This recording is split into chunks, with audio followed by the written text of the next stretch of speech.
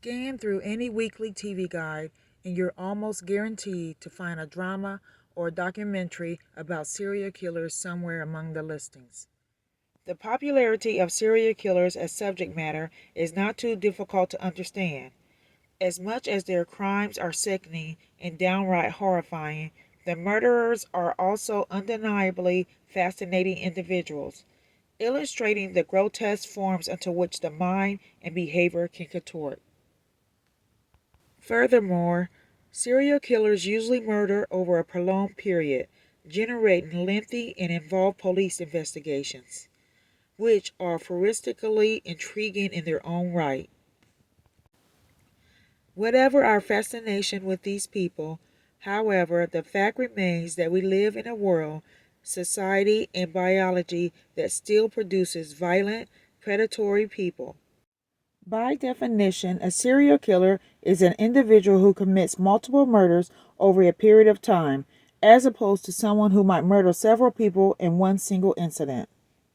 The official FBI definition of a serial killer is a person who murders three or more people over a period of more than 30 days, with a cooling off period between each murder. In the chapters that follow, we look at 25 landmark cases for close analysis.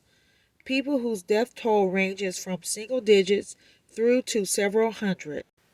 Furthermore, to show that the serial killer is not a modern phenomenon, the case studies here date back to the late 19th century. For each murderer, we also include two timelines. One details the individual's known murders, illustrating the rhyme and the pattern with which they killed. The second then gives a moment-by-moment breakdown of a particular murder, providing deeper insight into the killer's modus operandi and their psychological condition. Trying to pull out the common threads that tie all serial killers together is a complicated process. Yet, over recent years, psychologists have identified a set of core characteristics typical of the serial killer's personality and background. Some of the key points are the vast majority of serial killers, more than 90%, are male.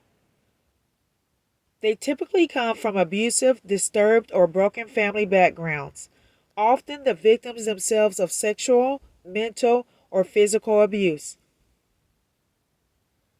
Although they tend to be reasonably intelligent, they are generally unsuccessful in formal education. They perform destructive or violent acts from an early age, such as the torture of animals, arson, self-mutilation, or suicide attempts. Typically, as a result of abuse, they grow up with a distorted sexual preferences, the expression of their sexuality being linked with violent or sadistic rituals. They are usually heavy users of fetishistic or sadomasochistic pornography. This basic checklist certainly incorporates many of the people in this book.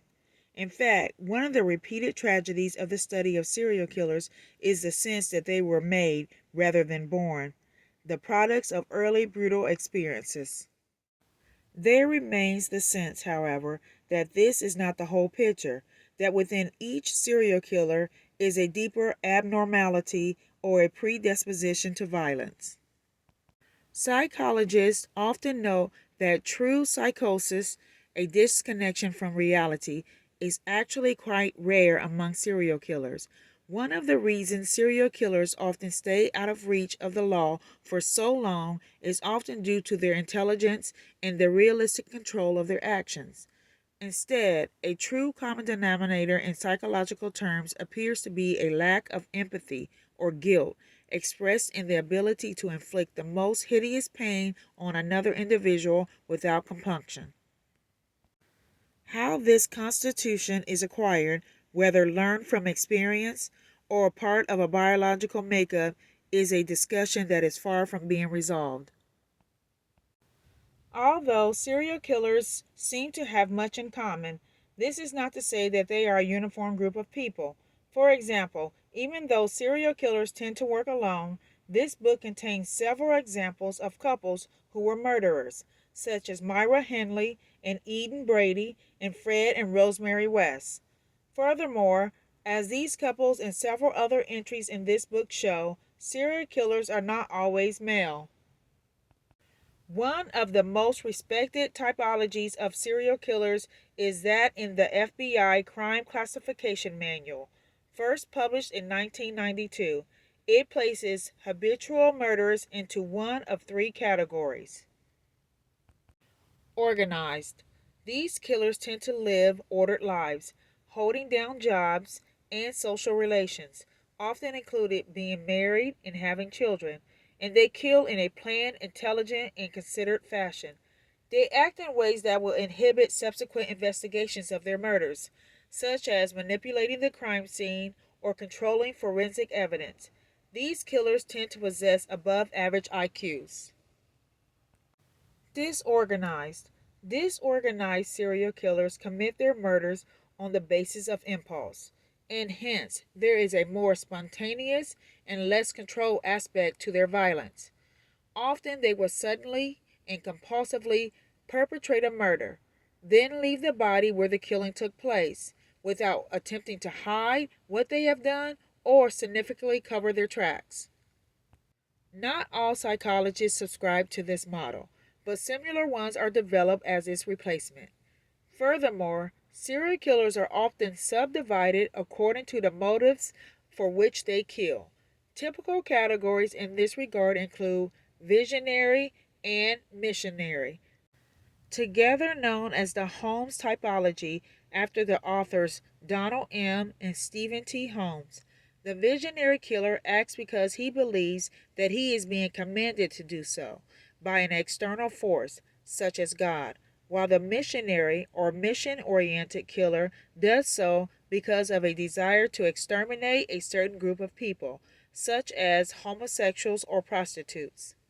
Splitting motives up further, other killers act simply because of the sexual excitement, power, or comfort they derive from causing death and mutilation.